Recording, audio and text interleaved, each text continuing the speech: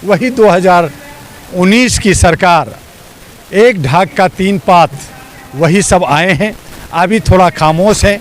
हमें लगा कि इनकी जो है दबंगगिरी, इनकी जो जोश था वो कम जाएगा और ये सबको साथ लेके चलेंगे।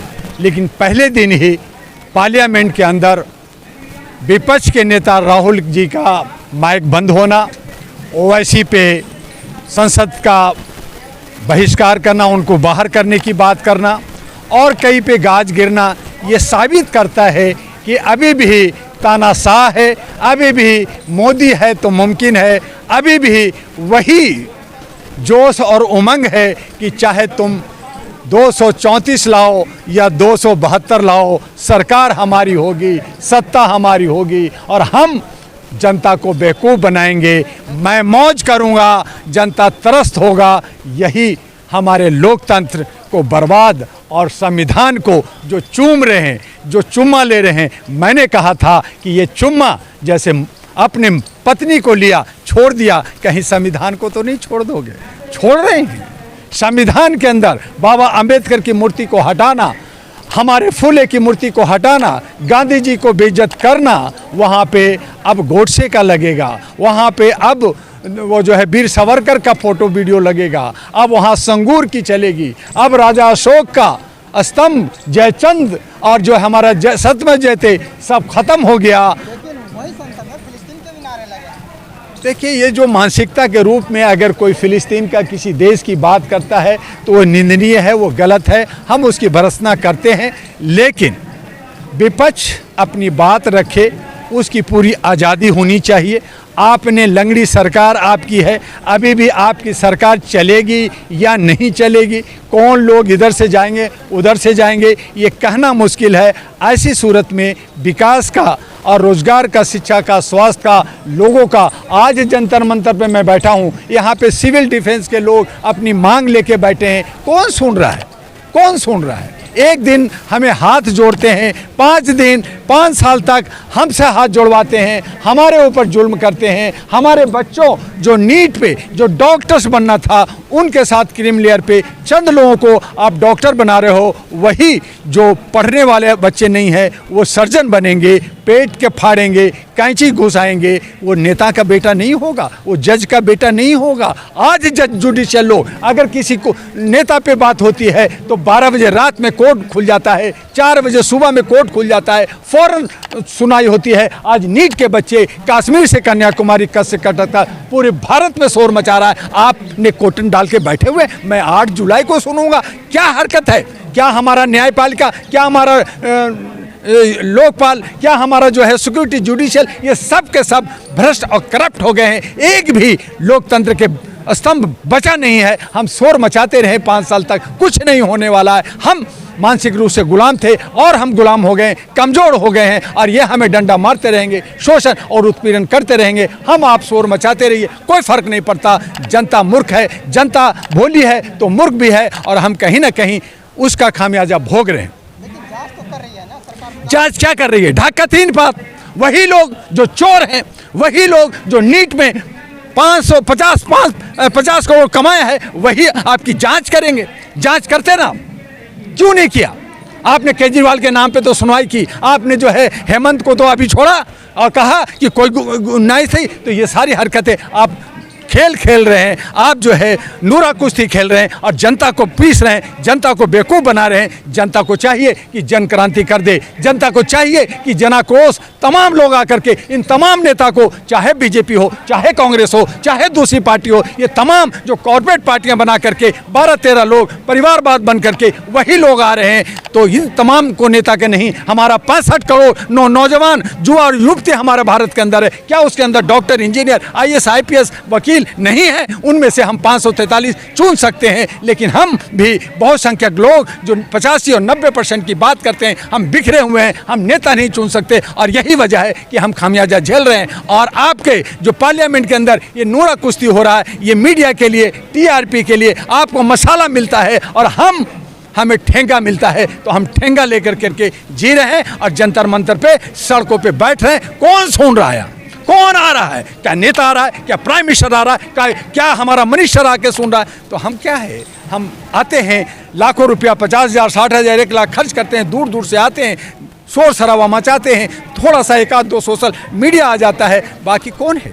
क्या हमारा लीड मीडिया वो आता है, वो करोड़ों में मस्त है, वो जो है गोदी मीडिया है, पेड मीडिया है, और इस तरह से देश जो है वो जंजीरों में जकड़ा है। जनता जो है एक पिंजड़े में बंद है, चाहे आप कितना भी चीख लो, चीखते रहो, फर्क क्या पड़ता है? आज़ादी आपको है नहीं, आपकी अभिव्यक्ति आपको छीन ली गई है, आपको तरह तरह के विधेयक और कानून लाया जा रहा है। 1 जुलाई से और भी कई कानून लाया जा रहा है। कौन बोलने वाला है? जो बोलेगा वो जेल जाएगा, जो बोलेगा उसकी माइक बंद कर दी जाएगी। तो बोल लीजिए, बोलने से क्या फर्क? लेकिन देखा जाए पहले से जो है विपक्ष मजबूत है इस बार। विपक्ष मजबूत हुई, मैं मानता हूँ, थोड़ी सी और मेहनत करते तो सरकार भी होती।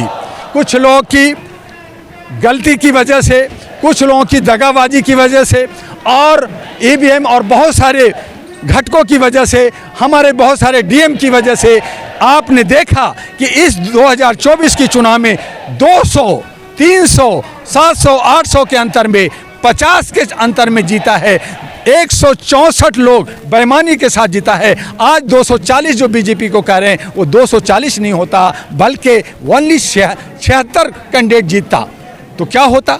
हमने इसके लिए कोशिश किया। मैंने इसी जंतर मंतर पे कहा था कि बीजेपी को 272 नहीं लाने देंगे, बीजेपी हराओ। मैं सफल हुआ, मेरे 7 एमपी जीते, 3 एमएलए हमारे आंध्र से जीते। मैं सफल हूँ, लेकिन हमारी मैंडेटरी को, हमारे लोगों को, हमारी जनता को गुमराह बना करके, उसको नशे में डाल के, उसके आँख पे पट्टी बांध करके ये सरकार चला रही है। और ये चल रही है, ये सरकार न जनता की है, न ये लोकतंत्र की है, ये चोरों की, उचक्कों की, लुटेरों की सरकार बन गई है, लगड़ी सरकार बनी है। देखते हैं चलता कैसे। लेकिन कहा तो जा रहा है ना सर कि ये जो सरकार लोकतंत्र बचा रही है। यही तो बचा रही है कि नीट में जहां 24 लाख बच्चे एग्जाम दिया, उसमें आपने कुछ बच्चों को चोरी करा करके 40 लाख 50 लाख रुपया ले करके आपने 720 नंबर दिला दिया।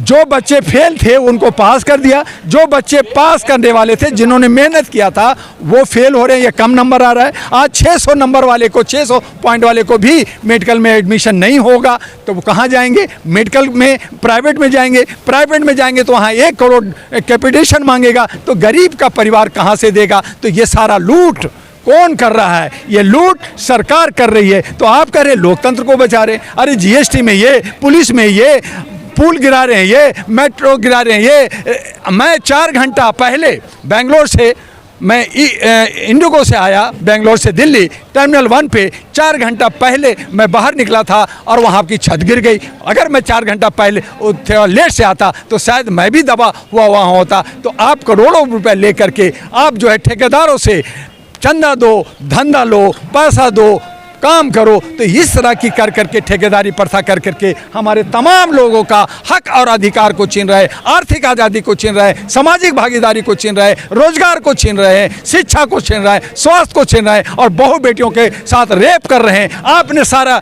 चुनाव कराया, आपने सारी बातें की, क्या मणिपुर पे बात किया, क्या आपने अयोध्या की बात किया, क्या आपने जो है जैनपुर की बात किया, क्या आपने हरियाणा की बात किया? सिर्फ गुद्दी गद्दी कुर्सी। अब क्या हो गया? मोदी प्रधानमंत्री और राहुल जो है शैडो प्रधान में, उनको भी जेट सिक्योरिटी, उनको भी बंगला मिलेगा, उनको भी सिक्योरिटी मिलेगा, वो हो गए प्रधानमंत्री। उसके बाद में सोनिया हो गई संसदीय अध्यक्ष, प्रियंका भी एमपी हो जाएंगी। तो ये परिवारवाद होगा ना? हमारे नौजवान ये हैं, हमारे ये सब है, इनको क्या दिया? मैं पूछना चाहता हूँ कि जनता 141 करोड़ को क्या मिला? तुम वही ढाक के 3 पात, वही 12-13 लोग सत्ता में हैं, पहले थे, अब भी हैं। तो इनको सबको हटाने का और एक नया समीकरण, नया बदलाव, जिसको हम कहते हैं व्यवस्था परिवर्तन, वो होना चाहिए। अंग्रेजों की जो व्यवस्था है वो ख़त्म होनी चाहिए, और हमारा न्यायपालिका में जो अंग्रेजी चलता है उसको ख़त्म करके हिंदी होना चाहिए। और इनके हक और अधिकार के लिए जो इनको रोजगार चाहिए, इनको शिक्षा चाहिए, इनको पेंशन चाहिए, इनको नौकरी चाहिए, इसकी व्यवस्था होनी चाहिए। इनको तो नौकरी से भी निकाल दिया गया।